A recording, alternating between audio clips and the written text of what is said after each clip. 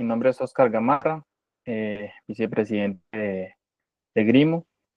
Es un placer darle la bienvenida a todos los miembros del Grupo de Interés de Medicina de Urgencias de la Fundación Universitaria de San Martín y también de la Universidad Cooperativa sede de Medellín. Nos unimos no solo como representantes de distintas instituciones, ¿cierto?, sino como colegas, como grupos de intereses que compartimos este mismo propósito: seguir avanzando en el conocimiento y el desarrollo de esta gran especialidad. Esta noche tenemos un invitado muy especial, nos acompaña el doctor Giovanni Garcés, el cual es especialista en medicina de urgencias y además jefe de esta misma especialidad de la Universidad Cooperativa, quien nos va a brindar una presentación clave sobre el manejo del trauma raquimedular. Sabemos que este es un tema fundamental en nuestra práctica médica. Posteriormente vamos a abrir un espacio de pregunta y discusión para enriquecer aún más el aprendizaje. Pero recuerden que en la parte inferior derecha figuras geométricas donde pueden ir haciendo sus preguntas de manera anónima si así lo desean. Estamos seguros entonces de que esto va a ser una jornada muy enriquecedora y llena de aportes valiosos. Entonces, bienvenidos a todos y que sea un gran encuentro para todos. Adelante, profe. Bueno, Oscar, muchas gracias. Buenas noches para todos. Quiero nuevamente agradecer pues a ambos grupos de interés. Estas propuestas son muy bonitas porque yo, por ejemplo, le digo mucho a los residentes que cuando uno se gradúa, usted no mira si es médico allí, médico allá. Usted está en un servicio de urgencia de un hospital y no hablan del médico de la San Martín, del médico de la Cooperativa, del médico del CES. Hablan de los médicos generales, de los urgentólogos, de los internistas. Entonces, finalmente nosotros somos colegas cuando terminamos y la idea es que estrechemos los lazos entre ambas instituciones y entre todas las instituciones. Yo, para los que no saben, soy egresado de la San Martín, soy de los viejos, fui la tercera promoción y después la especialidad sí la hice en la Universidad CES. Yo me tomé el atrevimiento de hacerles una invitación hoy para que por favor se queden hasta el final, y es que tenemos una persona muy especial para mí porque es un gran compañero mío de trabajo, lo quiero mucho. Es una persona que respeto demasiado, que lo conocí de cerca trabajando en el Hospital San Vicente de Paul de Río Negro. Es el doctor Sergio Mira. Al final, como a todos ustedes les gusta todo este cuento de urgencia, les vamos a mostrar algo muy bacano, que es una invitación que queremos hacer desde su empresa que se llama EMAT y desde la Universidad Cooperativa de Colombia, ya que ustedes, que posiblemente son las personas que van a trabajar en urgencias o van a estudiar esta especialización, se pueden de pronto interesar en los cursos que se van a dar a través del grupo de MAT en compañía de la Universidad Cooperativa de Colombia. Entonces, hoy por eso invitamos a Sergio y también vi por acá al doctor Diego Andrés Moreno. Ahorita ellos se van a presentar al final de mi presentación y les cuentan pues como todo este cuento, les tienen unos videitos muy bacanos, yo sé que les va a gustar mucho, no se preocupen, ellos se demoran 10 minuticos nada más y listo, sin más preámbulos, bueno, arranquemos, esperen, yo les comparto pantalla.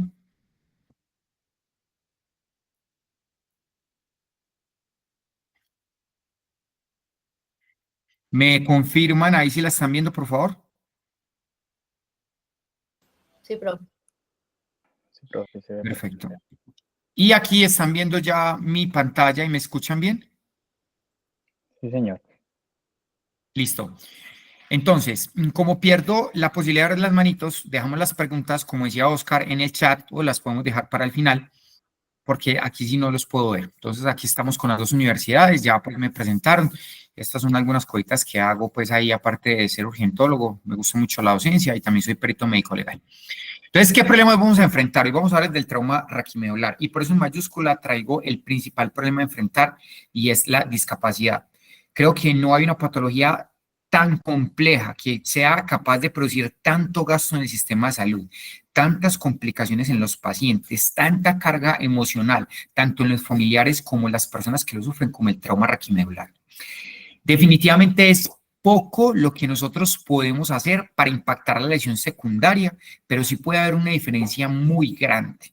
Y esa diferencia va en algo que voy a hacer mucho énfasis hoy, que es el nivel sensitivo, porque esa diferencia puede hacer que una persona esté en una silla de ruedas versus postrada en una cama con una traqueostomía, o que una persona pueda por lo menos tener un desplazamiento con un caminador. Y yo creo que eso hace demasiado la diferencia en la calidad de vida de una persona. Entonces, cuando usted se enfrenta a un paciente con este problema, tiene dos aspectos. Puede tener una limitación, como le estoy diciendo, el paciente que camina con un caminador, o puede tener una pérdida de la función. Y esa pérdida de la función es muy amplia, porque siempre estamos acostumbrados a pensar en lo motor, pero hay un compromiso sensorial, puede haber un compromiso gastrointestinal, puede haber un compromiso de los esfínteres. A largo plazo se presenta espasticidad, dolores recurrentes neuropáticos y una de las complicaciones más malucas, que es la disreflexia autonómica, que se ve eso primero, sobre todo en los primeros 60 días. El trauma raquiomedular no es tan frecuente, son más o menos 2.3 casos por 100.000 habitantes, pero definitivamente como tiene esa carga tan alta de discapacidad es muy importante. Lo otro es que el 50% de los casos se presenta en la población laboralmente activa, o sea que son personas que normalmente tienen una vida de la cual muchos otros dependen y ya no lo va a poder hacer. Entonces, nuestra misión hoy va a ser impactar la lesión secundaria. ¿Qué pasa? Cuando tenemos una lesión en la columna, espérenme, yo prendo mi puntero. Esta aplicación sí deja de ayudar. Sí. Cuando nosotros tenemos un paciente con una lesión en la columna, estamos acostumbrados a pensar en médula, pero yo puedo tener un trauma óseo, puedo tener un trauma de los ligamentos, de las raíces nerviosas, puedo tener un trauma vascular, es algo que vamos a ver ahorita con las variantes anatómicas de las vértebras C1, C2, puedo tener trauma muscular, puedo tener un trauma de cartílago. Y eso puede hacer por eso que la lesión sea desde una limitación hasta una pérdida funcional. La edad promedio de presentación es más o menos 42.6 años. El 80.7% de los traumas raquimedulares a nivel mundial siguen ocurriendo en hombres, o sea, es una enfermedad, pues es una patología, porque en realidad no es una enfermedad, es una patología que se presenta mucho más en hombres que en mujeres.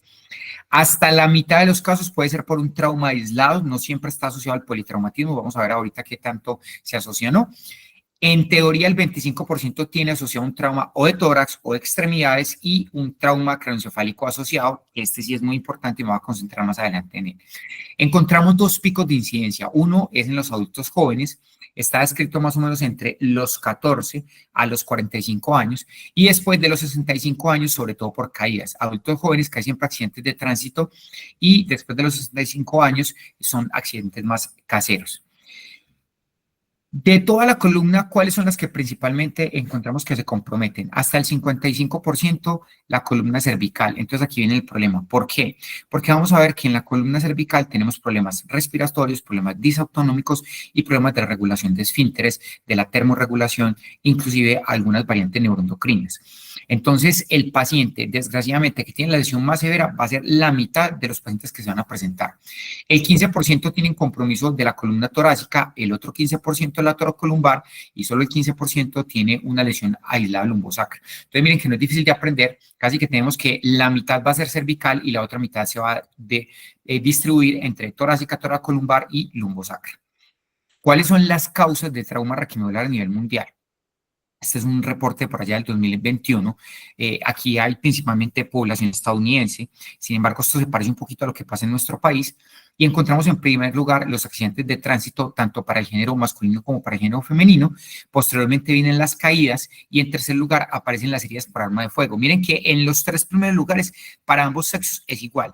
Ya en el cuarto lugar empieza a cambiar un poquito, ¿cierto? Entonces aquí aparece, por ejemplo, los accidentes de moto, aquí aparecen los clavados y posteriormente el ahogamiento, aquí aparecen complicaciones quirúrgicas, caídas de caballo, peatón versus un vehículo en movimiento, bicicletas, etcétera.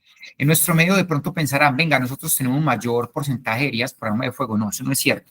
Si ustedes revisan las estadísticas del DANE para el año 2022, ya hasta que sale el 2023, por eso salen 2 años retrasaditos, se van a dar cuenta que nosotros también la primera causa de trauma raquiomedular y específicamente trauma cervical son los accidentes de tránsito. Después de más o menos 1990-92, la incidencia por trauma, por accidentes agresiones por armas de fuego empezaron a disminuir y ya nos parecemos al primer mundo con lesiones asociadas a accidentes de tránsito y posteriormente las caídas.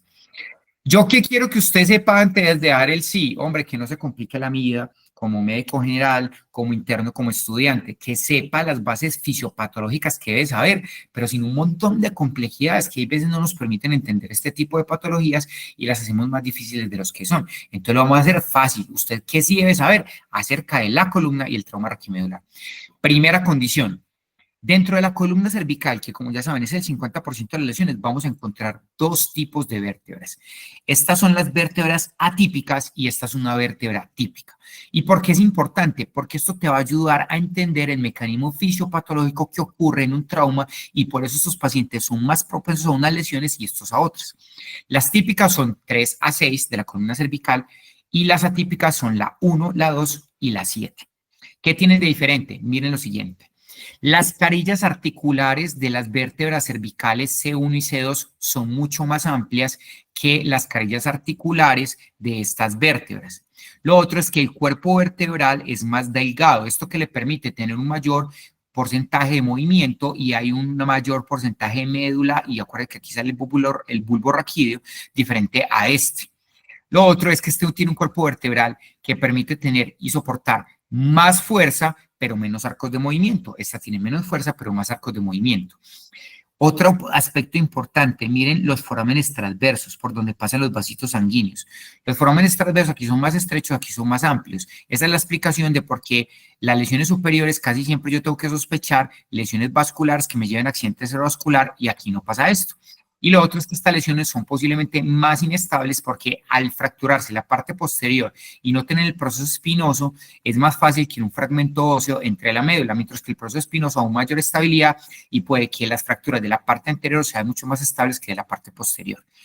Entonces, esos son variantes anatómicas que te ayudan a saber por qué el paciente con lesiones altas puede tener más fácil disfunción disautonómica y accidente cerebrovascular por lesión vascular que los pacientes con lesiones cervicales más bajas o lesiones de la columna torácica. Recordando un poquitico, recuerden que cuando estamos hablando del dolor hay un complejo fisiopatológico muy bonito que tiene que ver con unas palabras que son 5 pasos, que es la traducción, la interpretación, la percepción, la conducción. ¿Qué es importante de esto? Recuerden que nosotros en piel, esto es un dibujo solamente de piel, pero usted puede tener el dolor nociceptivo o el dolor no nociceptivo, o sea, estamos hablando de piel o de vísceras. Cuando estamos hablando de piel específicamente, nosotros tenemos acá unas receptores que son receptores nociceptivos. ¿Qué hacen ellos? Cuando aquí hay un impulso, que ese pulso puede ser mecánico, de estiramiento o de temperatura, o también hay otro que es físico-químico, por ejemplo, una quemadura, porque no tiene que ser necesariamente por temperatura, por fuego, sino por álcalis o por ácido, produce un cambio en la piel. Esa célula nociceptiva, ¿qué es lo que hace? La acepta y la traduce en un potencial de acción. Entonces aquí en la primera vía del dolor, que se llama transducción. Después de que se produce eso, a través de las raíces nerviosas va una parte muy bonita que es la que estamos viendo hoy, que es la parte de la médula. En la médula se lleva a lo que es la conducción y la transducción, hasta llevar a la corteza cerebral donde se hará la interpretación y la percepción del dolor. Entonces, este nivel de conducción es lo que definimos en 3 vías diferentes. La primera, el tracto córtico espinal, que es anterior medial y posterior lateral, y habla de la vía específicamente motora, que es descendente. La segunda, el tracto espinotalámico, que es anterolateral, habla específicamente de la percepción e interpretación del tacto, la temperatura y el dolor. Y recuerden que nuestro cerebro tiene una capacidad muy bonita que es la modulación del dolor. O sea, yo tengo sustancias de endocannabinoides endógenos y opioides endógenos que son capaces de modular mi respuesta al dolor. Y la tercera es el tracto dorsal, posteromedial, donde se da la vía ascendente sensitiva. Entonces, si ven cuando un paciente tiene un trauma raquimedular, ¿por qué están implicadas tantas funciones y es tan importante tratar de evitar la lesión secundaria? Entonces, aquí está hablando lo que les vengo contando hace ratico, que es lesión primaria y secundaria. Entonces, ¿qué es la lesión primaria, muchachos? Lo que yo definitivamente no puedo impactar. O sea, ocurre el accidente de tránsito, la caída o la herida por arma de fuego y produce un daño directo en la estructura anatómica, que en este caso es la columna vertebral que protege a la médula espinal. Después ocurre una cascada de eventos que llevan a esto, que es la lesión secundaria, que es donde yo puedo impactar. Esta no la puedo impactar porque esto es lo que ocurre en el sitio del accidente o de la agresión o de la caída. Y eso solamente se puede impactar a través de políticas de salud pública, como que la gente use casco, que no vaya más de 60 kilómetros por hora, que no maneje borracho, toda esa vuelta. ¿Qué es lo que ocurre dentro del mecanismo de la lesión primaria? Usted puede tener una compresión axial que hace que haya un aplastamiento vertebral y haya desplazamiento de uno de los fragmentos óseos. Esto se parece principalmente en mecanismos como caídas. que haya una hiperextensión, que eso se da por un trauma en flexión o en extensión, entonces simplemente se abren las vértebras, se producen estas fracturas, o puede haber una flexión-rotación. Estos son muy de accidentes de tránsito en carro, esta es más de moto. Esta ocurre por mecanismos de aceleración, desaceleración, donde puede haber una isquemia medular directa, no tanto una fractura o un estiramiento de los ligamentos que lleva a un daño medular o ruptura de los vasos. Estos dos sí son fracturas directamente. Entonces, ¿qué es lo que ocurre en la lesión secundaria? Una vez ocurría esto, empieza a haber un mecanismo fisiopatológico que es esto que está acá. Hay una disrupción vascular que lleva isquemia, esa isquemia empieza a liberar radicales libres de oxígeno, peroxidación lipídica, y eso produce exotoxicidad, principalmente por liberación de glutamato, que lleva a inflamación, y la inflamación perpetúa la liberación de radicales libres de oxígeno y peroxidación lipídica, produce más inflamación y hay necrosis y apoptosis de estas células que son supremamente sensibles. Vamos a hacer un equivalente hoy, esta noche, y es que la médula, muchachos, es igual al cerebro. O sea, no es regenerativa, es altamente sensible a la hipoxia, altamente sensible a la caída de la glucosa y altamente sensible a la caída de la perfusión sanguínea. Por eso es que las mismas metas que ustedes normalmente conocen de TEC, posiblemente las vamos a tener hoy en trauma raquimedular, y vamos a tratar a la médula como si fuera el cerebro. Entonces, en la fase aguda, que ocurre en las primeras horas, por eso es tan importante el tratamiento, sobre todo en las primeras 6 horas, hay liberación de todo esto que están viendo acá. Grandes, liberación de glutamato, liberación de sodio y liberación de calcio. Recuerde que el calcio puede ser citotóxico a nivel intracelular. Y de manera subaguda, que es en días a semanas, cuando ya el paciente se empieza a recuperar, depende de lo que nosotros hagamos, es que hay aumento o no de la apoptosis, activación de los macrófagos y estimulación de la célula microglial. Entonces, ¿usted qué sí debe saber para que cuando llegue un trauma raquimedular no se ponga pálido y afórico y diga qué voy a hacer? Primero, porque su paciente, ya entendiendo estos mecanismos fisiopatológicos, hacen falla ventilatoria, cuándo la debes de sospechar y cuándo deberías intubar a un paciente de estos. Segundo, porque se chocan, cómo se chocan y cuándo sospechar. Tercero, pensar en las lesiones asociadas, porque ya saben que el 50% son únicas, pero el otro 50% puede tener otras lesiones. ¿Cómo lo examino sin morir en el intento cuando veo esa tabla maldita de Asia? No se preocupen, calma. Y cómo lo va a tratar en las primeras 0 a 24 horas, que es lo que nosotros hacemos desde el servicio de urgencias. Entonces, primero, ¿por qué hacen falla ventilatoria? ¿Cuándo sospecharla y cuándo intubar? Usted tiene diferentes tipos de lesión. La que quiero que se lleve para la casa hoy y la más importante son lesiones entre C3 a C5. ¿Por qué? Porque esas son las lesiones altas, las más graves y las que te van a matar a tu paciente. El 100% de los pacientes van a hacer falla ventilatoria y si no la hacen hoy, la harán mañana. El paciente que no falla en las primeras 24 horas y tiene una lesión de C3 y C5 va a fallar al día 4.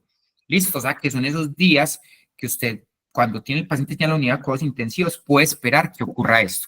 Esto ocurre porque hay denervación a nivel del frénico, no hay movimiento del diafragma y el paciente no es capaz de hacer esfuerzo ventilatorio, además que está ubicado gran parte de el centro de la respiración a través del bulbo raquídeo. Entonces el paciente pierde estimulación periférica y pierde estimulación central. ¿Qué pasa? Otros pacientes, por ejemplo, los que tienen compromiso desde la primera vértebra torácica hasta la número 11, tienen compromiso de los músculos intercostales. Ustedes dirán, venga, pero no tiene compromiso central. Sí, pero tiene periférico. ¿Qué pasa? Pierden la capacidad de utilizar los músculos accesorios. Entonces pierden un mecanismo muy importante que es la inhalación. Recuerden que en la inhalación nosotros principalmente lo que hacemos es oxigenar y en la exhalación lo que hacemos principalmente es ventilar, o sea, mover CO2. Entonces, cuando inhalamos y tenemos una dificultad para la inhalación, puede haber hipoxemia, atelectasias, y lo otro es que el paciente, si tiene conservado el frénico, se le contrae el diafragma, pero la pared torácica no se mueve, entonces da una respiración paradójica, que es lo que se conoce como una respiración abdominal. Eso a largo plazo les lleva a hipercapnia, porque siempre que tenemos hipoxemia persistente y una ventilación paradójica, hace que el paciente pueda tener hipercapnia. Ya cuando tenemos compromiso más bajo, entre T6 a T12, hay el compromiso de los intercostales bajos. ¿Cuáles? Hilo inguinal y hilo hipogástrico. El compromiso va a ser principalmente la exhalación. Entonces nos vamos a encontrar problemas para ventilar, o sea, para el manejo del CO2. Son pacientes que son retenedores de CO2. No son capaces de toser porque aquí necesito esos dos, el hilo inguinal y el hilo hipogástrico, para poder producir la tos. Y lo otro es que tienen alteraciones del movimiento mucociliar, entonces tienen muy mal manejo de las secreciones. Entonces, ¿qué pasa? A largo plazo, los pacientes hacen falla ventilatoria si no lo hacen acá, en primer en las primeras 24 horas hasta máximo el cuarto día, como le digo, porque su tetraplegia los lleva a hacer broncoespasmos recurrentes, mal manejo de la tos, mal manejo de las secreciones y la disregulación autonómica en algunos casos inclusive los puede llevar a edema pulmonar y es lo que se llama la teoría de la respuesta vagal sin oposición, que es que el vago está disparado y no hay quien lo pare. Entonces el paciente hace falla ventilatoria por esto. Ahora, ¿cuáles serían las indicaciones de intubar el paciente con trauma raquimedular? Hombre, ya teniendo en cuenta lo que acabamos de ver, lo primero que voy a evaluar es lo más rápido, el estado de conciencia. ¿Cómo está el estado de conciencia de mi paciente? Si estamos hablando de trauma, pues hablamos de una escala que podemos utilizar como es la escala de coma de Glasgow. Si estamos hablando de otras patologías, deberíamos utilizar una escala diferente como el FOUR. Recuerde que el FOUR se puede hacer en pacientes que están intubados y me evalúa algunas respuestas que no me evalúa el Glasgow, que son muy importantes, como las pupilas y como, por ejemplo, la sincronicidad del paciente con el ventilador mecánico. Recuerden que más o menos entre el 15 al 25% de los pacientes con TEC pueden tener trauma raquimedular asociado y específicamente trauma cervical, más o menos el 15%. La otra es una decisión gasométrica, o sea, le hago unos gas arteriales al paciente, me doy cuenta que tiene una P2 menor de 60 con una saturación menor a 92, pues es una indicación por falla ventilatoria tipo 1 que es la hipoxémica.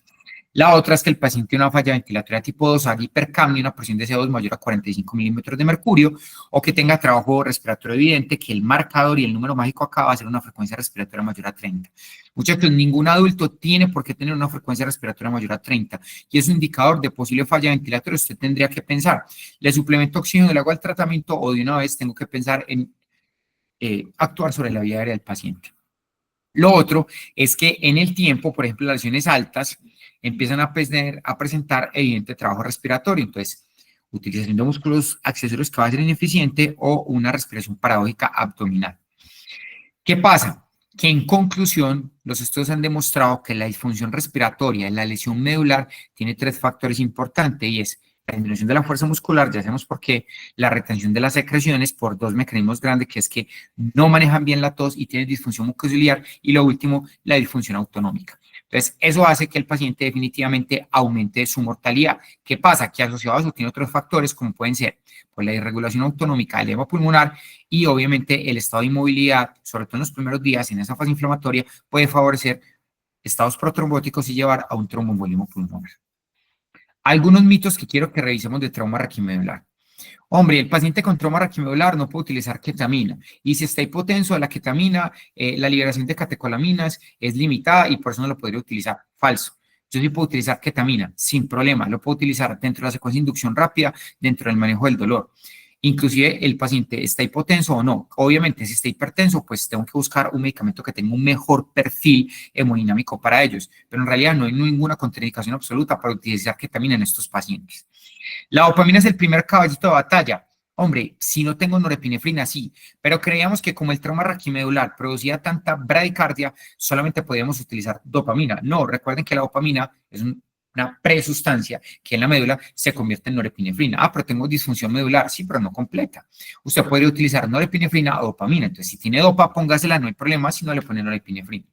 La succinilcolina, porque muchos de estos pacientes tienen inquietud y pueden hacer rhabdomiólisis y pueden tener hipercalemia. En realidad, recuerden que la única contraindicación absoluta del uso de succinilcolina es la hipertermia maligna, sea familiar o sea personal. De resto, todas son relativas y en las primeras 24 horas no va a tener rhabdomiólisis y no va a tener hipercalemia. Lesiones entre C3 a C5 no se pueden intubar porque todos los pacientes se van a morir. Hombre, esta discusión sí es supremamente difícil. Yo les digo pues que aquí en este momento está un compañero que es residente, Nicolás, él ya va a ser urgentólogo, y hablando con los otros dos compañeros que son médicos, nosotros que ya tenemos la experiencia les decimos, vea, esta decisión es supremamente difícil, yo no les puedo decir que sí se puede, que no se puede. Muchos de estos pacientes pueden recuperar nivel sensitivo y pueden tener una lesión a nivel de T1 o inclusive hasta T4, pero eso es una decisión que siempre va a ser muy difícil. Usted en el primer nivel, en la baja complejidad, esa decisión no la va a tomar solo. Usted lo que tiene que hacer es intervenir la vía aérea del paciente y ya nosotros después miramos cómo vamos a seguir las intervenciones de ese paciente con una estrategia de tratamiento con fines curativos que no van a darse, pero pues digamos que con fines más terapéuticos o con fines paliativos. Pero esta decisión no la va a tomar solo. Profe, ¿la ventilación mecánica no invasiva? No, mito. En lesiones altas no sirve, empeora el pronóstico y lo único que retrasa es una intubación temprana. Podría tener alguna utilidad de pronto en el paciente con lesiones más bajas. ¿Y por qué digo podría? Porque si el paciente tiene mala movilización de secreciones y pierde el mecanismo de la tos, eso ya es una contraindicación y no podría hacerlo porque tienen mucho más riesgo de broncoaspiración. O sea que casi siempre en esos pacientes vamos a tener que utilizar la intubación orotraqueal. Y el último mito que sí se los quiero traer, les traigo una fotico aquí, es la inmovilización en línea. Hombre, yo tengo un paciente con trauma raquimedular, yo no le puedo poner el cuello y intubarlo, y si tiene el cuello, entonces no se lo puedo mover, así sea una vía difícil, no. Usted sí puede hacer apertura del cuello como estamos viendo acá, ¿cierto? Esto es una revista gringa, me perdonan que la vieja no tiene guantes, para hacer esta foto se debe haber puesto guantes, pero bueno. Entonces, miren que esto es un collarín rígido, ¿cierto? Este collarín yo le hago apertura a la parte anterior y ella mantiene la movilización del paciente mientras este man es el que va a intubar. Él está a la cabecera y usted que va a hacer la inmovilización debe hacerse al frente del que va a intubar. Aquí debería estar otro médico. Si usted está en un puesto de salud y solamente es el único médico que hay, pues entonces le toca poner aquí a los auxiliares de enfermería a explicar. Lo primero es retirar el cuello, mantener las manos cerca de la oreja en la base del cuello y posteriormente tenemos una inmovilización de la cabeza para evitar los movimientos rotacionales que son los principales. Cuando entra en el laringoscopio, recuerde que usted no ejerce palanca hacia atrás, sino que ejerce palanca hacia adelante. Entonces, si ejerce palanca hacia adelante, hace protrusión mandibular, usted no debería tener movimientos laterales ni de flexión-extensión de la cabeza. Y esta es la metodología con la cual nosotros podemos intubar al paciente y permitir más fácil una apertura bucal para evitar que el paciente tenga una vía aérea tan compleja. Dentro de la secuencia de intubación rápida, tips importantes que usted debería tener en cuenta. Primero, la preoxigenación de sus pacientes debe ser muy buena. Ojalá tengan unas saturaciones por encima de 92. Recuerden que en urgencias el paciente críticamente enfermo, hay veces nos toca hacer intubaciones con por lo menos saturaciones de 85, recuerda que por debajo de 85 aumenta la mortalidad, pero en esto sí deberíamos de ojalá llegar a 92-94%. La inducción de secuencia rápida, como muchos de ellos tienen disfunción autonómica y pueden estar en shock, deberíamos tener una reducción del dosis del inductor, algunas guías hablan de 30-50% para tratar de prevenir la hipotensión y aumentar un poquito la dosis del relajante neuromuscular, o sea, utilizar dosis más altas de succinilcolina o de rocurón. Estoy hablando de dosis entre 1.2 a 1.6 miligramos por kilo de succinilcolina y dosis mínimas de 1.2 miligramos por kilo de rocurón. ¿Qué pasa? Que otra de las cosas es tratar de optimizar el estado de la volemia. Y es que antes de intubarlo, si no es tan emergente, yo por lo menos ponerle un reto de volumen al paciente o iniciarle el vasopresor, llámese dopamina o norepinefrina, antes de hacerlo. Obviamente es complejo, muchachos. Hay un reporte de JAMA, ese reporte de JAMA es del 2021, fueron más de 6.000 pacientes, donde se demostró que ni los líquidos ni los vasopresores en realidad disminuyen el porcentaje de hipotensión, pero para uno como médico es muy difícil no ponerlo. Yo les cuento lo que hay en la evidencia y lo que uno normalmente hace. Pacientes con lesiones altas que tienen más manejo de secaciones, y está escrito que los anticolinérgicos podrían tener alguna utilidad. Cuando hablo de anticolinérgicos, recuerde que estoy hablando del bromuro hipratropio y la iosina. La iosina en altas dosis, estoy hablando de dosis de 20 a 40 miligramos, no la dosis de dolor abdominal, son altas dosis. Podría disminuir la secreción del paciente siempre y cuando esto no retrase la secuencia de intubación rápida, porque entre más medicamento le ponga al paciente, más me va a demorar para intubarlo y más se me va a morir. Entonces, eso lo tengo que hacer es rápido y si tengo tiempo, si no, no. No hacemos Shelly, que el Shelly no sirve para nada, no previene la broncoaspiración y fuera de eso puede hacer compresión sobre C5, C6. Y definitivamente el BURP no es contraindicado, pero hay que hacerlo muy suave porque puede haber un desplazamiento de la columna cervical y usted, que es el que está haciendo la laringoscopia, es el que debe hacer el BURP. ¿Qué más? Hombre, la evidencia te dice que la lesión toracolumbar podrías entrar con una laringoscopia directa y la lesión cervical deberías entrar con un videolaringo y tener una máscara laringea de apoyo si no sos capaz de ver o un fibro. Hombre, la verdad, los estudios han demostrado que en secuencia de intubación rápida, por ejemplo, en pacientes en paro, que fue un estudio que salió hace poco, les va mejor a los pacientes con laringo. Con videolaringo, perdón. Yo discutía eso con los residentes y les decía mucho, eso depende. Hombre, si usted recibió formación con videolaringoscopio y lo sabe utilizar, seguramente le va a ir muy bien. Pero si usted todavía ha utilizado un laringoscopio normal, directo, le va a ir mejor con ese. Entonces, eso depende de cómo se haya formado en realidad. Les pongo el ejemplo.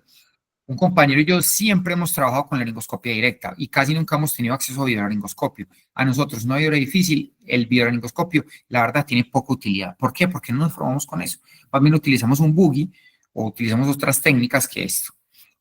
¿Por qué se chocan? ¿Cómo y cuándo sospechar? Entonces, cuando estamos hablando de lesiones altas, es cierto, siempre lo vamos a sospechar y ya vamos a ver cómo es el perfil. El perfil se da por esa teoría vagal sin oposición y es que el vago está libre y el vago se libera a partir de una vértebra muy importante y por esta negrita que es T6. Todas las lesiones que estén de T6 para arriba, usted puede esperar que su paciente presente un shock medular. No todos lo van a presentar, pero un mínimo el 35% lo va a presentar en las primeras 24 horas. Y los otros es esperable que los presenten los primeros 4 o 5 días. Ya después de los 30 días es muy raro que lo hagan. El paciente sí puede tener disautonomía, o sea, puede tener episodios de hipotensión, puede tener episodios sincopales, pero no va a ser un shock. El shock se presenta en esas primeras semanas. ¿Listo? El choque del paciente con trauma raquimedular es un choque distributivo, donde hay una caída del tono vascular y una caída del cronotropismo. Los pacientes se vasodilatan, pero están calientes porque inicialmente el gasto cardíaco está conservado. ¿Qué pasa? Obviamente, si yo el gasto cardíaco lo tengo conservado inicialmente, le bajo el cronotropismo, no le doy una buena perfusión, pues a largo plazo también va a haber un choque cardiogénico asociado, pero el choque por excelencia va a ser distributivo. Se presentan con hipotensión arterial y bradicardia, eso es muy importante. ¿Qué pasa? No todos hacen bradicardia y al inicio pueden no estar bradicárdicos, pero eso es importante como guía para que usted lo vaya buscando. Se presenta más o menos en el 20% de las cervicales y hasta en el 7% de las lesiones torácicas, y ya sabe, lesión torácica hasta T6. El punto de corte estandarizado para definirlo es una presión arterial sistólica menor de 100 milímetros de mercurio y una frecuencia cardíaca menor de 50 latidos por minuto. Aparte de eso, como ya la hablaba de disfunción autonómica, pueden presentarse con hipotermia y como les digo, la bradicardia al inicio puede no estar presente, pero hay que estar muy pendiente para monitorizarla con este valor, ¿cierto? Entonces, tipsitos dentro de la evaluación y el manejo cuando empiezas.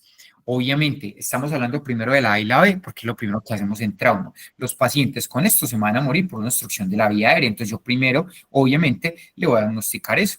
Después de haber intervenido en la vía aérea, pasamos a la C y la D. Entonces, el diagnóstico del choque es, por lo general, de exclusión. Usted no se puede quedar solamente diciendo, es que es un trauma raquimedular. Venga, profe, pero es que es muy evidente. Tiene el esfínter anal atónico. El paciente tiene una fractura evidente y la lesión está por encima de T6. Sí, tienes razón.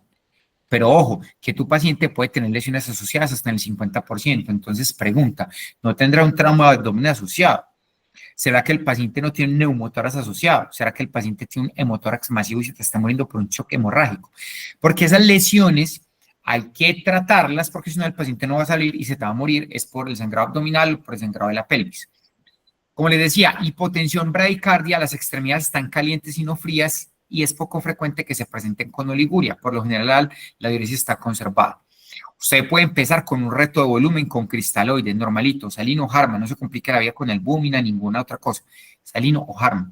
Si el paciente no mejora, vamos a ponerle un vasopresor. ¿Por qué no le vamos a poner grandes cantidades de líquidos? Porque si yo le estoy diciendo que el choque es distributivo y tenemos un vagal liberado, yo le toco poner un vasopresor porque el problema no va a ser del volumen, no va a ser del tanque, no es que le haga falta agua al tanque, lo que le falta es que las tuberías están abiertas, hay que empezar a cerrar un poquito las tuberías para mejorarlo. Entonces podemos utilizar primera línea norepinefrina si no está disponible la dopamina. Ahora, otras medidas asociadas. Mirar cómo está la glucometría del paciente porque la médula es altamente sensible a las caídas de la glucosa. Lo ideal es que nunca esté hipoglicémico. Obviamente la hiperglicemia sostenida también hay que tratarla, pero no puede ser hipoglicémico. Si el paciente está hipotérmico hay que calentarlo, que el paciente no tenga dolor y descartar obviamente las lesiones asociadas. Dentro de calentarlo, mire que le estoy haciendo mucho énfasis en esto porque el trauma raquimedular casi siempre se presenta con hipotermia, pero no se le olvide que el 15% puede tener un TEC severo. La médula también es altamente sensible a los aumentos de la temperatura. ¿Cuánto? Por encima de 37.5 grados.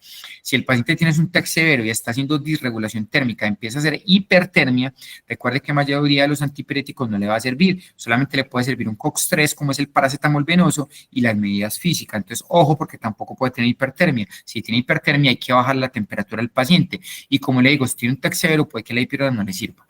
¿Cuáles son las metas? Mantener una presión arterial sistólica por encima de 110 milímetros de mercurio y una presión arterial media al menos en 75 milímetros de mercurio. ¿Para qué? Para poder mantener la perfusión. Y es la misma parámetro para la perfusión cerebral.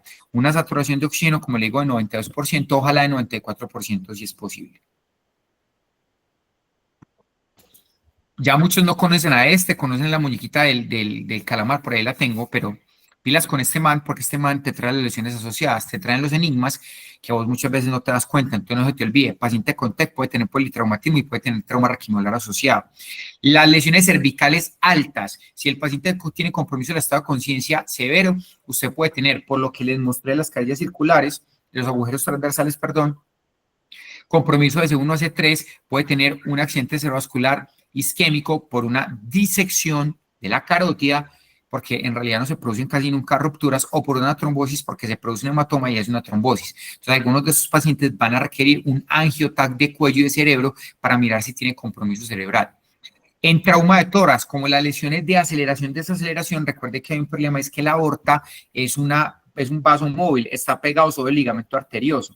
Entonces, cuando hay mecanismos de aceleración, desaceleración fuera del paciente tener el trauma raquimolar, puede tener una lesión de aorta, búsquela. Y en traumas dorsolumbares, obviamente busqué trauma intraabdominal asociado, entonces sangrado intraabdominal, sea de víscera hueca en trauma penetrante o sea de víscera maciza en trauma cerrado. ¿Cómo examinarlo y no morir en el intento? Primero, piense que lo tiene, es lo primero que tiene que pensar. Un paciente que tiene un TEC severo, tengo que pensar que tiene una lesión cervical. Un paciente que tiene una fractura en la columna y no tengo cómo evaluarlo, tengo que pensar en esto. Un paciente que tiene el esfínter atónico, tengo que pensar en esto. Pero, ¿qué otras medidas hay? Entonces, esta tablita por eso me gustó mucho para que la guarden y es, si quieren, yo los comparto la presentación, no tengo ningún problema, se los mando a través de Mateo, pues que es el que tengo el teléfono, y el otro compañero de San Martín que también me escribió. Ahorita se las mando.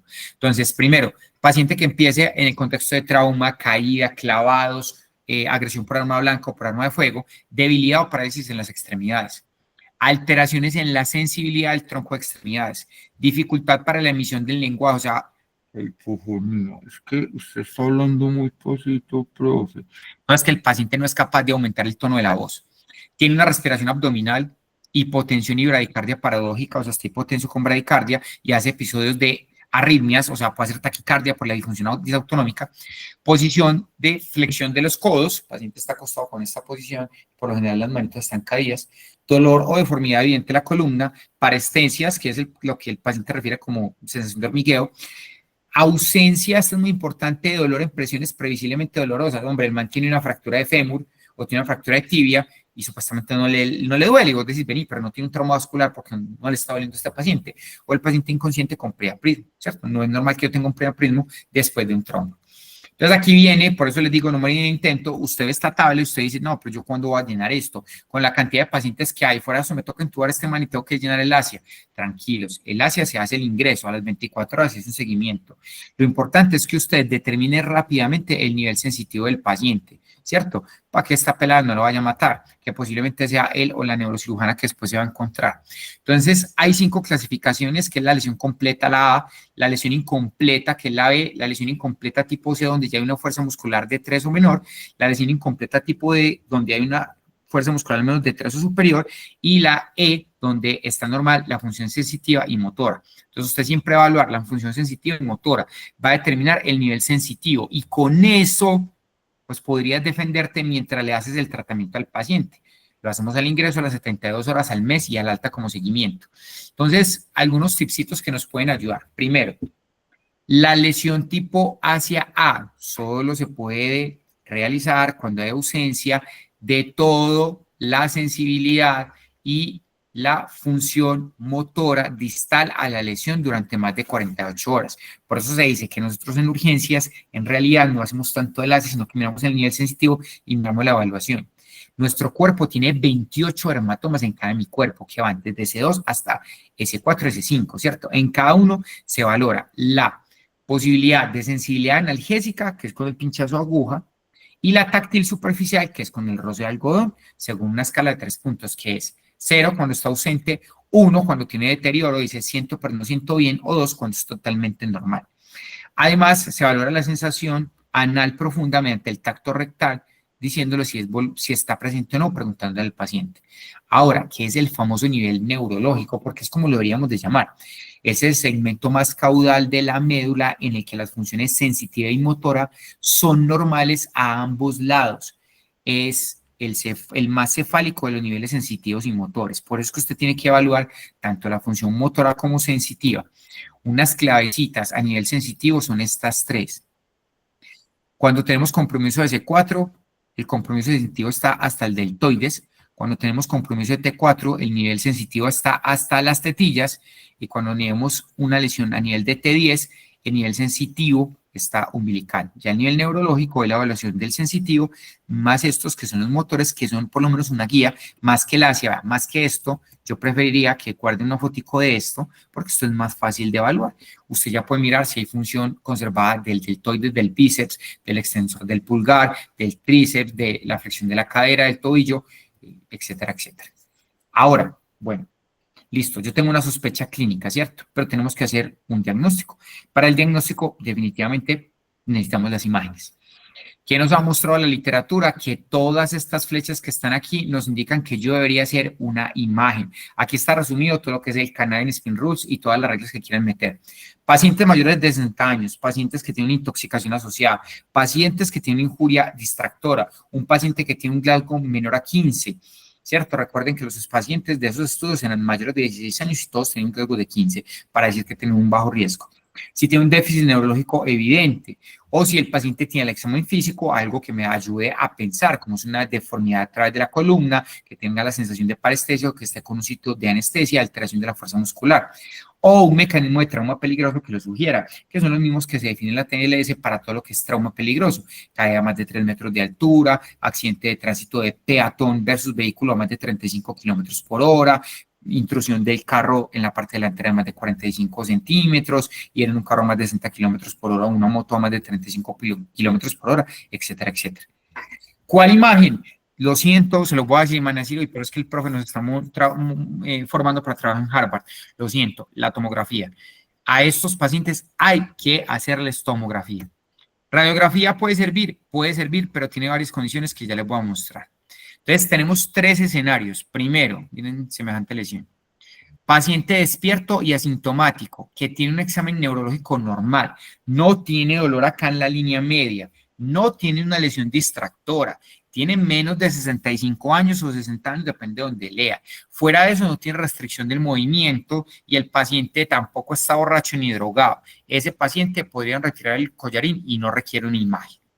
Ahora, el paciente está despierto, pero fuera de eso está asintomático, ¿cierto?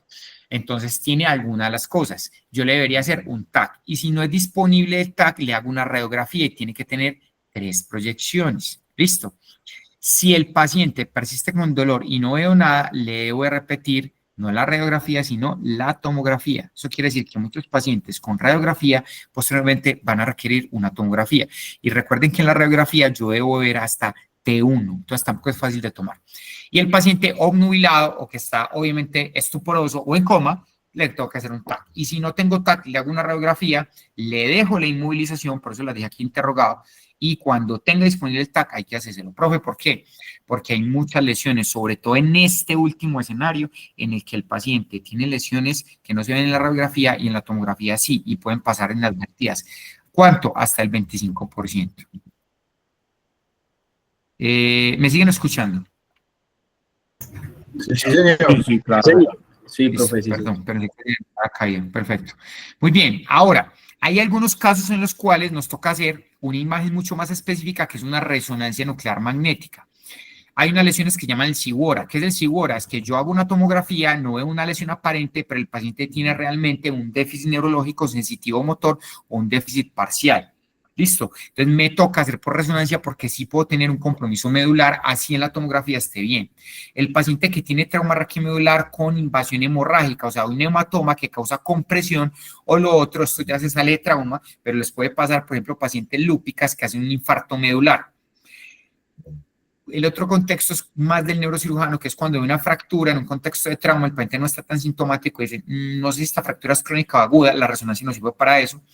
Cuando yo tengo sospecha de lesiones ligamentarias o cuando hay una herniación traumática. Ya empezamos a hablar de algunos tipsitos ahorita de cómo tratarlo. Entonces, miren que hemos repasado cómo lo oxigenamos, cuáles vamos a intubar, qué tenemos en cuenta de tips para la secuencia de intubación rápida. Y dentro de estas primeras 24 horas, yo quiero hablar de otros mitos que son la parte de la inmovilización. Entonces, si quiero aquí, por aquí están Diego y Sergio, porque esta parte es muy importante para todo lo que es la parte de atención prehospitalaria. El paciente debe ser movilizado en bloque. Siempre que el paciente se acueste en una camilla rígida, aparte del collarín cervical, debe tener protectores laterales y más si va a ser transportado en una ambulancia, sea aérea o sea terrestre. ¿Qué pasa? Que estas medidas son medidas temporales y son medidas para transportar el paciente, no son medidas que deben de persistir. Les voy a hacer una pregunta. ¿Ustedes saben cuánto tiempo se necesita para producir una lesión por presión, por lo menos grado 1? 2 horas.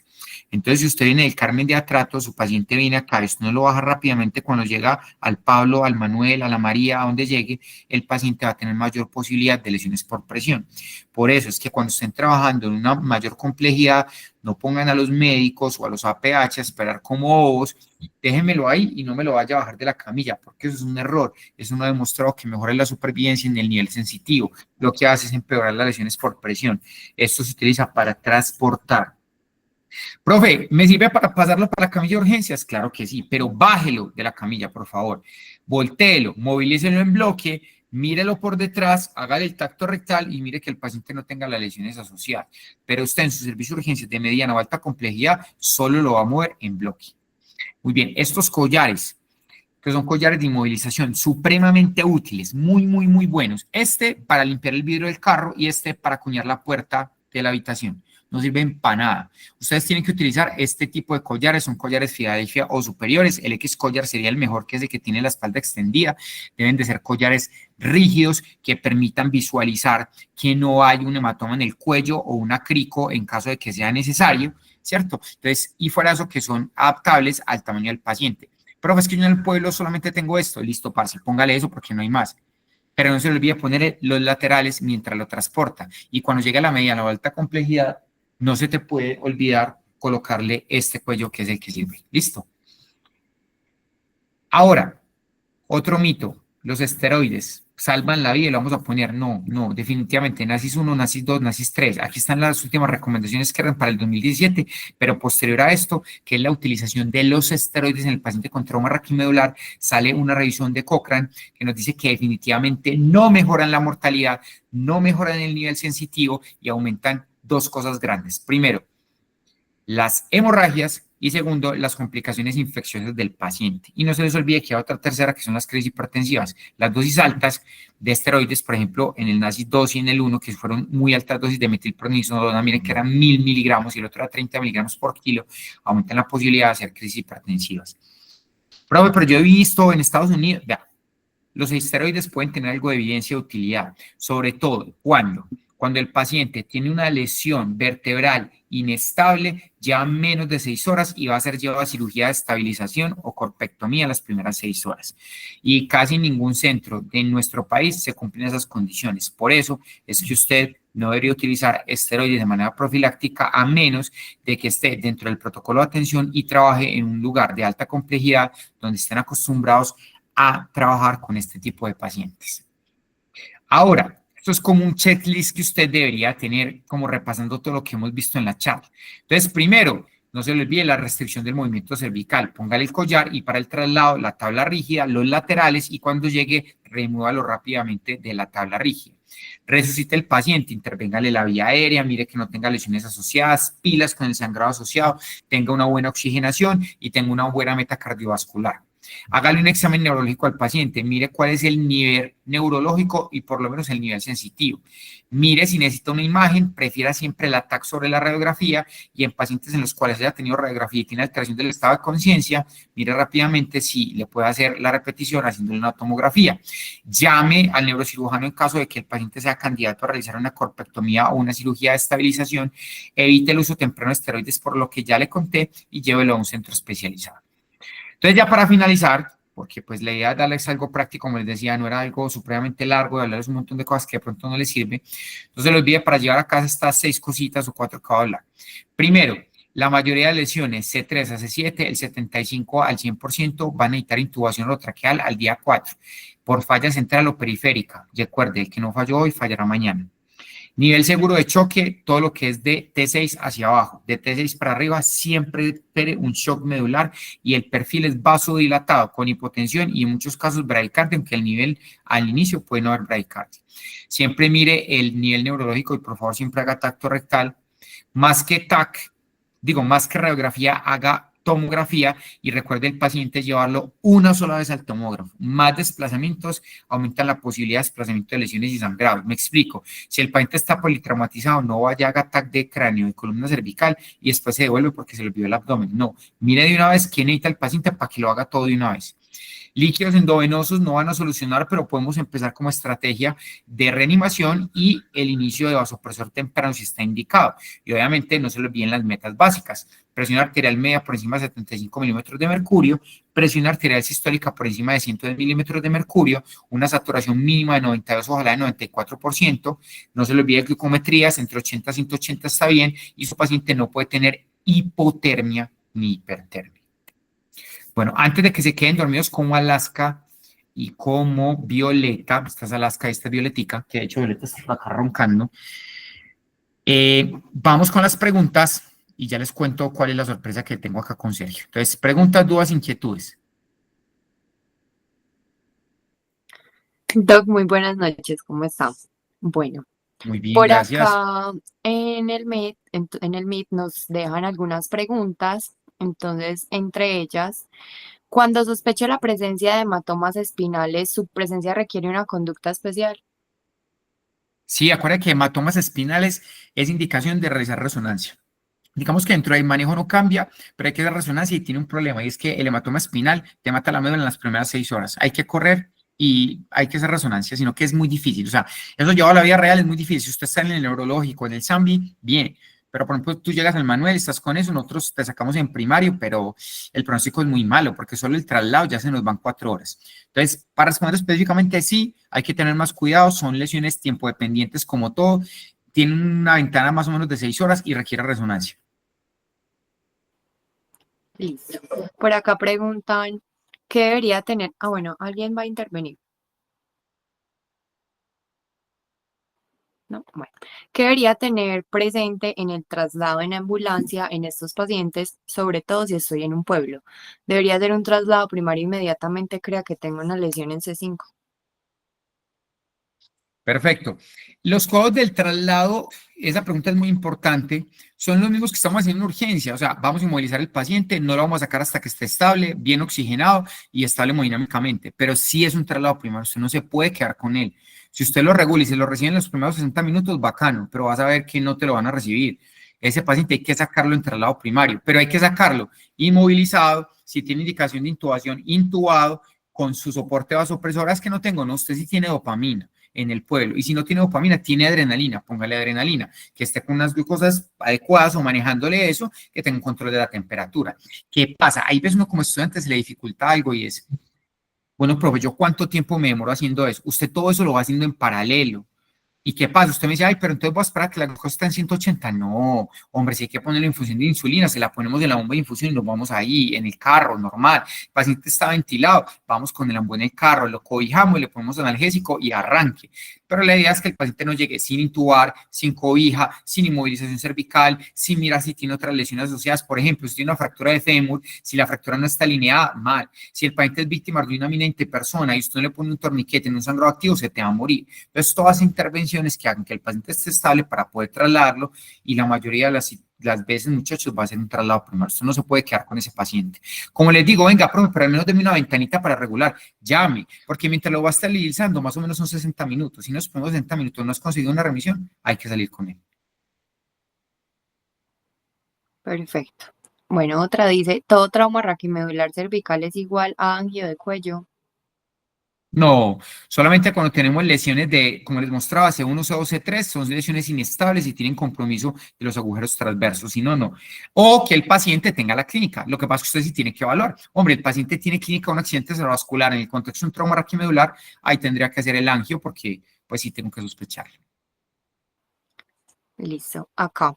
En la evaluación preintubación, ¿intubo antes de TAC o imagen cervical sin preocupaciones? De pronto la persona que hizo la pregunta, si me la puede precisar mejor, le agradecería porque creo que esa pregunta tiene varios tintes. Me explico, o sea, usted lo que quiere es, ¿cómo así que sin preocupaciones? O no sé si de pronto me pueden precisar la pregunta. Habla al micrófono que aquí estamos en familia, no le dé pena, relax.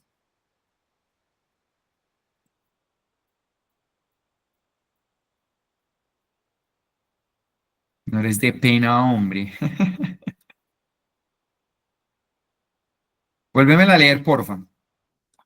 Listo. En la evaluación preintubación, ¿intubo antes de TAC o imagen cervical sin preocupaciones? Cuando ¿por qué le digo que hable el micrófono? Es para ver si intuba antes o no de TAC sin preocupación, es para poder precisar, vea. Paciente crítico, independiente que tenga trauma raquimedular, que tenga un TEC, que tenga lo que sea, si el paciente tiene indicación de intubación o traqueal, primero se hace la A y la B. Las ayudas diagnósticas van después. O sea, cualquier paciente, muchachos, esto es muy importante que lo aprendan, sobre todo en trauma y en patología médica, que esté inestable y que tenga compromiso de la vía aérea, hay que intubarlo antes de cualquier intervención. Yo no me puedo llevar un paciente con un TEC severo PATAC sin intubar. Yo no me puedo llevar un paciente con una lesión alta, con trauma raquimedular, con compromiso respiratorio sin intubar. Entonces, no sé si con esto respondo, pero es, si tengo el paciente con criterios de intubación, primero lo intubo y después lo llevo. Si de pronto la pregunta orientada era como, profe, es que es para estar seguro si sí o si no, no importa, usted lo tiene que sospechar y si lo sospecha hay que hacer la intervención y ya después la confirmo. ¿Listo? Listo, profe. Creo que esta ya se respondió durante la charla, pero igual como para precisar, preguntan acá sobre la inestabilidad hemodinámica por el shock que hace el paciente. Entonces, dicen que si eso se empeoraría con la inducción en la secuencia de intubación y que cómo lo podemos evitar. Claro, por eso usted tiene que saber qué medicamento le va a poner al paciente. Tiene que tratar de optimizar el estado de la volemia antes de uso temprano de vasopresor y escoger una secuencia de intubación rápida adecuada para ese paciente, ¿cierto? Si el paciente está hipotenso y tiene un trauma raquimedular, posiblemente el propofol no va a ser muy buena opción, ¿cierto? O posiblemente altas dosis de midazolam con fentanil no pueden ser buenas opciones. Entonces, puede que ese paciente con una mezcla de midazolam, ketamina más succinilcodelina podría ser. ¿Qué pasa? Que usted tiene una limitación grande y es que es dependiendo de dónde estén, porque yo les puedo decir eso, pero si usted está en un pueblo y solo tiene morfina y midazolam, pues mismo eso es lo que tiene para poner el paciente. Entonces, ¿qué hace? Le pone un bolo de cristaloides de 250 a 500 mililitros, le pone la dopamina o la adrenalina y le pone los medicamentos que tiene de secuencia de inducción rápida. Ya si usted está en una mediana, una alta complejidad que tiene mayor posibilidad, pues utiliza medicamentos que sean más cardioestables o más hemodinámicamente estables que te puedan servir para la secuencia de intubación rápida de estos pacientes. Pero sí hay que optimizar ese estado cardiovascular antes de, porque si no, obviamente le pones midazolam y lo tiras. Sebastián iba a intervenir, yo por aquí veo una mano levantada, te escucho. Profe, hola, buenas noches, ¿cómo estás? Profe, yo soy rural del municipio de Sabana Larga, Antioquia, queda más o menos a 4 horas, 4 horas y media de Medellín, y hay un tema que digamos que me preocupa con respecto al traslado.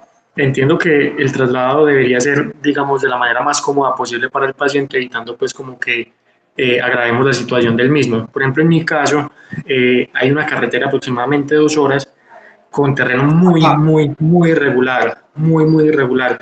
Entonces, digamos ahí yo qué medidas podría tener para evitar que el daño se prolongue o se propague, porque digamos que eso es lo que me preocupa en este momento a la hora de salir en un primario con un paciente de este tipo.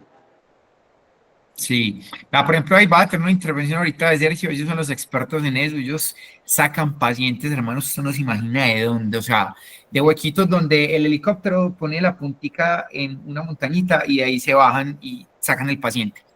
¿Qué puedes hacer? Vea, usted tiene que utilizar una tabla rígida para transportar el paciente así esté 4 horas. Tiene que utilizar protectores laterales, tiene que utilizar cuello rígido. Ojalá tuvieran el cuello que les mostré, ojalá no fuera el tradicional pues que está en los pueblos, ¿cierto? Y aparte de eso, en las zonas de mayor presión, que sobre todo en el sacro, lo que pueden hacer es que en la camilla rígida, ¿cierto? Antes de colocar el paciente, o sea, antes de ponerlo ahí, lo que pueden hacer es que le pueden poner un poquito de algodón laminado en esas zonas de presión para que el paciente tenga menos presión y fricción, porque lo ideal sería forrar la camilla, pero muchas veces no podemos forrar la camilla, ¿saben por qué? Porque acuérdense que están las correas y eso nos evita que podamos amarrar las correas. Entonces, lo que yo te diría es siempre camilla rígida, siempre protectores laterales, siempre collarín y puedes utilizar algodón laminado en las zonas de presión, de resto no más. Ahora, si hay unas cosas que el problema es que en sabana larga lo puedas tener, pero por lo menos académicamente para que los conozcas, hay unos parches que se llaman Alevian. Esos parches son para colocar directamente en el paciente en la zona de presión y tienen una duración de 12 horas. Se utilizan para el paciente en UCI o para traslados prolongados. Entonces, casi siempre se colocan en los talones, en la parte del occipucio y en el sacro. Y ahí sí lo puede uno acomodar. ¿Qué pasa? Si te soy sincero, Sebastián, no son caros. Uno podría comprar como unos y guardarlos específicamente para esos pacientes, pues ya tocaría hablar con el gerente. Pero los Alevian me parece que podría ser otra buena opción para eso. Ya la parte de carretera destapada, que es supremamente compleja, hermano, ahí sí, no, definitivamente, pues sí, no hay cómo intervenir. Profe, muchísimas gracias. ¿Me puedes escribir por favor el nombre de los parches en el chat, por favor? Gracias. Claro que sí.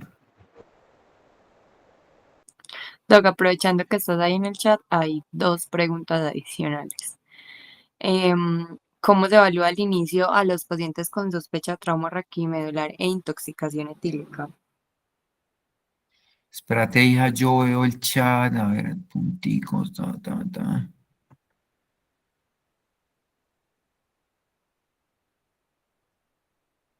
Ya lo encontré. Perfecto, muy bien.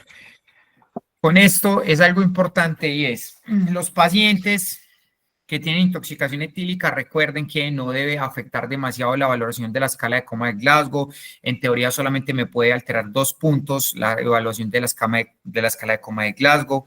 Estos pacientes no difieren mayor la evaluación del otro tipo de pacientes. Lo único que usted tiene que tener en cuenta es la alteración del estado de conciencia que puede producir, pero como le digo, los estudios han demostrado que máximo te afectan 2 puntos de la escala de coma de Glasgow.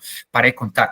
De resto, nada. Que sí tienes que tener en cuenta, hombre, que tienes que ser un poquito más tolerante y tienes que ser más juicioso en el examen físico. ¿Por qué? Porque esos pacientes, al tener una intoxicación en ese momento, al estar bajo el efecto del alcohol, pueden no precisar muy bien las lesiones, sobre todo de tipo sensitivo, o te pueden tener otro tipo de distracción. Entonces, lo ideal es que hagas una evaluación correcta desde el punto de vista neurológico y si hay que hacer una evaluación posterior, pues volver a repetir la evaluación.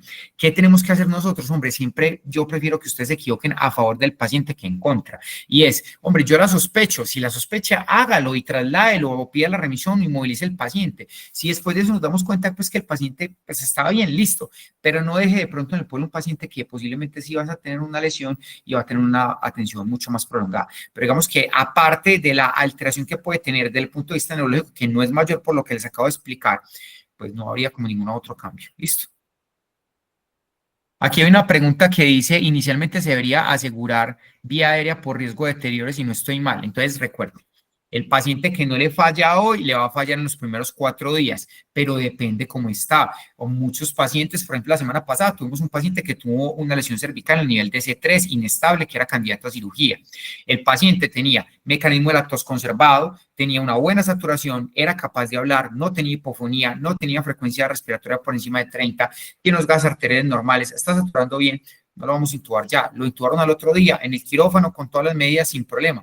Si usted tiene ese paciente así, que el paciente habla frases completas, no tiene utilización de músculos accesorios, no está saturado, no tiene alteración del estado de conciencia, conserva el mecanismo de la tos, usted no se va a quedar con él, usted lo va a trasladar y posiblemente nosotros lo vamos a intubar porque va a fallar en los primeros 4 días, pero si el paciente inicialmente no tiene nada de eso, no tendría por qué intubarlo. Sí que tienes que tener de acuerdo, tienes que tener presente que cumpla las metas, que tenga su inmovilización y obviamente trasladar al paciente. Pero si el paciente no tiene criterio, y por eso miren que la presentación les dejé una diapositiva específicamente de cuándo usted debería pensar en intubar al paciente, no tendría por qué intubarlo. ¿Listo?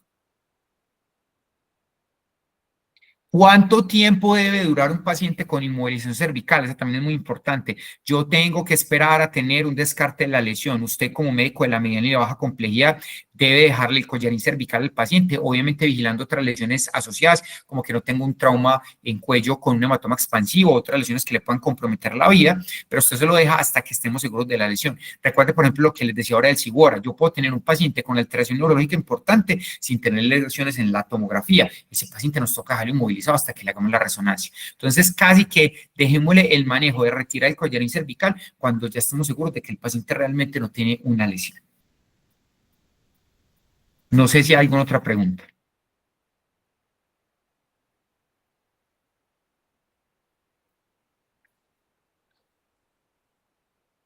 No, profe, ya terminamos las preguntas. Bueno, perfecto. Entonces, ahora, como les decía, vuelvo y la repito, muchas gracias por la invitación. Lo que necesiten a la orden.